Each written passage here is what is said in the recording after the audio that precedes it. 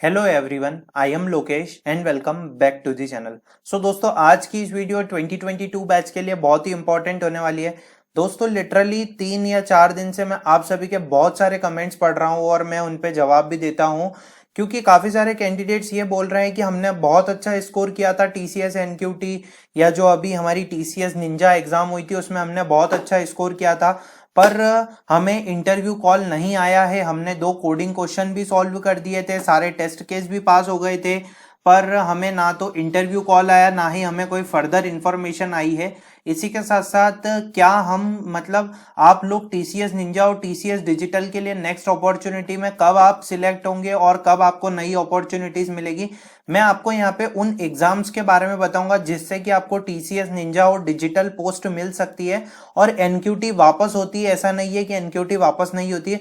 इस वीडियो को बिल्कुल स्किप मत कीजिएगा, बहुत आपके काम की इंफॉर्मेशन है, मैं आपको पूरा एक्सप्लेन करने वाला हूँ। सिलेक्टेड नहीं हुए हैं आप टीसीएस निंजा में, कोई अदर चांस है, कब next free ninja exam schedule होगी, good score is equals to interview call, कब कोड वीटा होगी, क्या है कोड वीटा और कब होगी ये एग्जाम, टीसीएस का 6 मंथ क्राइटेरिया क्या है। तो चलिए वीडियो की शुरुआत करते हैं। अब मैं जो आपको बताने जा रहा हूं उसे आप बिल्कुल ध्यान से समझिएगा, ठीक है, और मैं यहाँ पे सारी चीजें एक्सप्लेन कर दूंगा।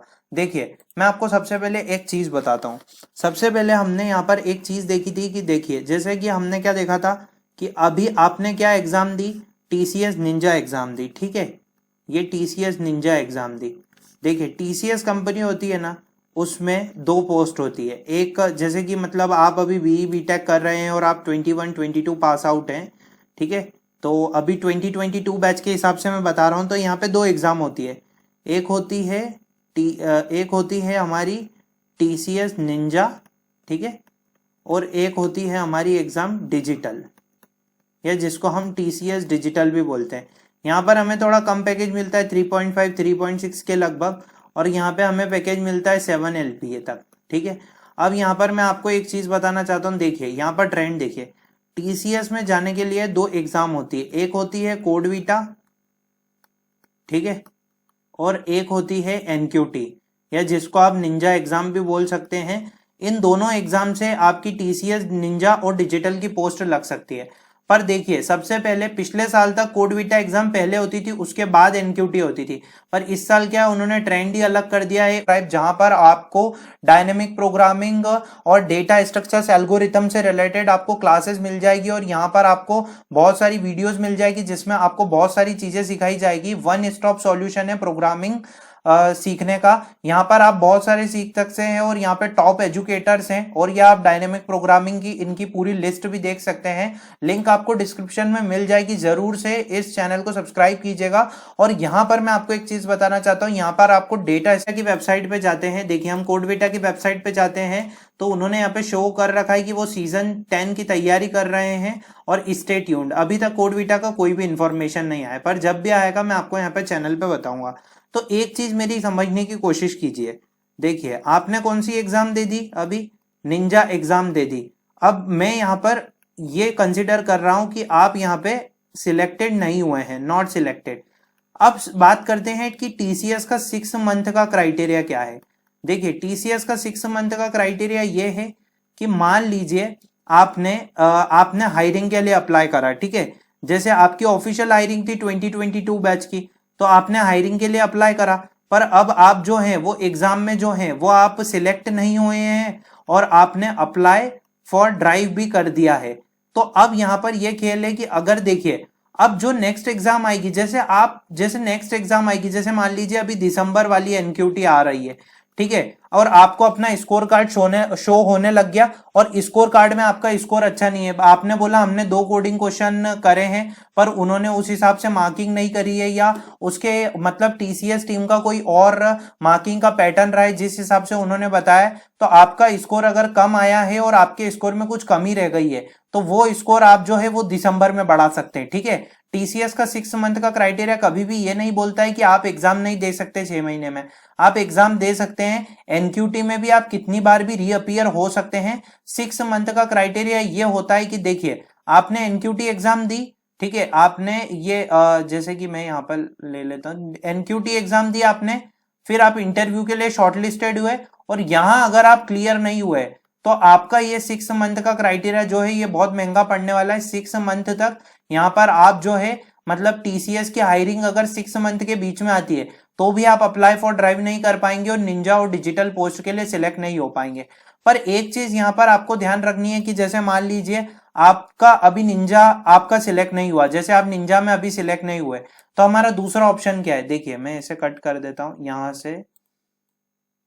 देखिए आपका दूसरा ऑप्शन क्या है, मैं आपको बहुत सारे आज मतलब वो बताने वाला हूँ, पॉइंट्स बताने वाला हूँ। देखिए तो आपका दूसरा ऑप्शन क्या है, जैसे कोड वीटा आएगी, ठीक है। अब कोड वीटा का लॉजिक बहुत अलग है, मैं आपको कोड वीटा के लॉजिक के बारे में बता देता हूँ। कोड वीटा एक ऐसी एग्जाम है जिसमें सिर्फ ओनली आपको सॉल्व करने होते हैं कोडिंग क्वेश्चन। 6 आवर्स रहते हैं और 6 कोडिंग क्वेश्चंस रहते हैं। अगर आप एक कोडिंग क्वेश्चन भी अपना उसमें पब्लिक और प्राइवेट टेस्ट केस पास कर देते हैं और आपका खुद कोड रहता है और माल प्रैक्टिसेस में नहीं अटकते हैं, क्योंकि वहां पर उनका माल प्रैक्टिस चेकर बहुत तगड़ा होता है दोस्तों, मैं आपको लिटरली बता रहा हूं। अगर जरा सा भी हम कहीं से कोड कॉपी करते हैं तो वो ट्रैक कर लेते हैं और वो हमें डिस्क्वालीफाई कर देते हैं। पर जैसे मान लीजिए आपने 6 घंटे में एक कोडिंग क्वेश्चन भी करा तो भी वो आपको टीसीएस के जो इंटरव्यू है उसकी अपॉर्चुनिटी आपको सेंड कर देंगे। तो डिपेंड रहता है कोड वीटा में आप टीसीएस से भी जा सकते हैं। मेरे कुछ फ्रेंड है जिन्होंने पिछले साल एक क्वेश्चन ही करा था, ठीक है, और उनको इंटरव्यू के लिए कॉल आया था। किसके लिए कॉल आया था, टीसीएस इंटरव्यू के लिए। अब उनका इतना अच्छा परफॉर्मेंस था कि उनको डिजिटल रोल भी यहीं से मिल गया। क्योंकि देखिए टीसीएस की जो 2 एग्जाम है, एक एनक्यूटी और एक कोड वीटा है, तो जो निंजा एग्जाम है जो एनक्यूटी है वो टोटली डिफरेंट है कोड वीटा से। कोड वीटा में सिर्फ कोडिंग क्वेश्चन पूछे जाते हैं और सबसे बड़ी बात कोड वीटा में ये है दोस्तों, आपको ये फायदा रहता है कि आपका अगर इंटरव्यू बहुत अच्छा जाता है, मतलब आपका इंटरव्यू परफॉर्मेंस बहुत अच्छा रहता है, तो वो डायरेक्ट आपको डिजिटल की पोस्ट ऑफर कर देते हैं। ऐसा कई केसेस में हुआ है। अब मैं आपको एक चीज बताना चाहता हूं कि जैसे मैं आपको अब एक चीज बताता हूं जो कि आपके बहुत काम आएगी। जैसे कि मान लीजिए ये कोड वीटा एग्जाम है, ठीक है, आपने कोड वीटा एग्जाम में बहुत अच्छा परफॉर्म किया। मान लीजिए आपने 1 to 2 क्वेश्चन पूरे सॉल्व कर दिए, ठीक है, 1 to 2 क्वेश्चन पूरे सॉल्व कर दिए, तो उसके बाद आपको क्या रहेगा, इंटरव्यू का मौका मिलेगा, टीसीएस इंटरव्यू का। आप सिलेक्ट होते हैं तो निंजा या डिजिटल की पोस्ट मिल जाएगी। मान लीजिए हम एक केस कंसिडर करते हैं कि आप यहां पर भी सिलेक्ट नहीं होते हैं, तो उसके बाद अब वापस आपको कोई चांस मिलेगा क्या टीसीएस में जाने का, तो उसके बाद वापस से एक एनक्यूटी होती है जो कि अगले साल होगी 2023 बैच में। जैसे मैं आपको अपनी स्क्रीन पे दिखाता हूं, हर साल का यही ट्रेंड है। अभी जैसे 22 मतलब अभी जो 2022 की हायरिंग चल रही है ना, उसमें भी मतलब यहां पर जो मैंने आपको चीज बताई अभी की, ये जो 2023 है ये एक्चुअली में 2023 नहीं है, ये 2022 है दोस्तों, क्योंकि 2023 ईयर में अलग हायरिंग होगी। जैसे अभी 2021 ईयर चल रहा है, तो अभी भी टीसीएस की ऑफ कैंपस हायरिंग आई है ईयर ऑफ पास आउट 2020 और 21 बैच के लिए। तो टीसीएस टीम है ना, इवेंचुअली 6 महीने बाद तो आपको मौका देती है अलग हायरिंग के लिए। फिर आप वापस एग्जाम देके अपना स्कोर बना के निंजा या डिजिटल के लिए आप सिलेक्ट हो सकते हैं और आपको ये वापस जो अपॉर्चुनिटी है, ये आपको वापस अपॉर्चुनिटी 2022 ईयर में मिल जाएगी। मतलब यहां पर हर साल का यही ट्रेंड चलता आ रहा है कि आपको हर साल अपॉर्चुनिटी मिलती है, अच्छी अपॉर्चुनिटी मिलती है। तो हमारे पास 2 ऑप्शन है, एक कोड वीटा है और एक टीसीएस एनक्यूटी एग्जामिनेशन है, ठीक है, टीसीएस एनक्यूटी एग्जामिनेशन। पर इसकी खास ये बात है कि यहाँ पर टीसीएस टीम रहती है, इसको मल्टीपल टाइम्स भी कंडक्ट करवा सकती है। पिछले साल तक 2 या 3 बार उन्होंने कंडक्ट करवाई थी। पर कोड वीटा एक ऐसी एग्जाम है जो कि सिर्फ साल में सिर्फ एक बार होती है, क्योंकि ये एक हैकेथॉन टाइप होता है और आप यहाँ पे सिलेक्ट भी हो जाते हैं तो अगले राउंड्स में भी पहुंचते हैं, प्राइजेस भी है बहुत सारे। तो एक चीज बता रहा हूँ, कोड वीटा नहीं छोड़ना है। अब जैसे मान लीजिए, अब मैं आपको एक केस बताता हूँ, जैसे कि अभी आप सिलेक्ट नहीं हुए हैं, ठीक है, अभी आप निंजा के लिए और डिजिटल के लिए सिलेक्ट नहीं हुए हैं, ठीक है, आपकी एनक्यूटी एग्जाम जो है उसका रिजल्ट ही नहीं आया या आप रिजेक्ट हो चुके हैं, तो आप पता है क्या कीजिए, कोड वीटा का ध्यान रखिए। कोड वीटा में आपको बहुत अच्छे से प्रिपेयर करना है और इंटरव्यू के लिए भी अभी से ही तैयारी कर लीजिए और कोडिंग अपनी स्किल्स अच्छी कर लीजिए, क्योंकि कोड वीटा में कोडिंग मैटर करता है। और एक चीज, जैसे ये अगर जो टीसीएस की आपकी जो निंजा एग्जाम अगली बार आएगी, तो निंजा एग्जाम के लिए आपको बहुत अच्छे से प्रिपेयर होना है। मतलब अगर जैसे कोड वीटा में आप अगर नहीं सिलेक्ट हो पाते हैं तो फिर हमारे पास यही अपॉर्चुनिटी रहती है, वो मल्टीपल अपॉर्चुनिटी हमको देते हैं।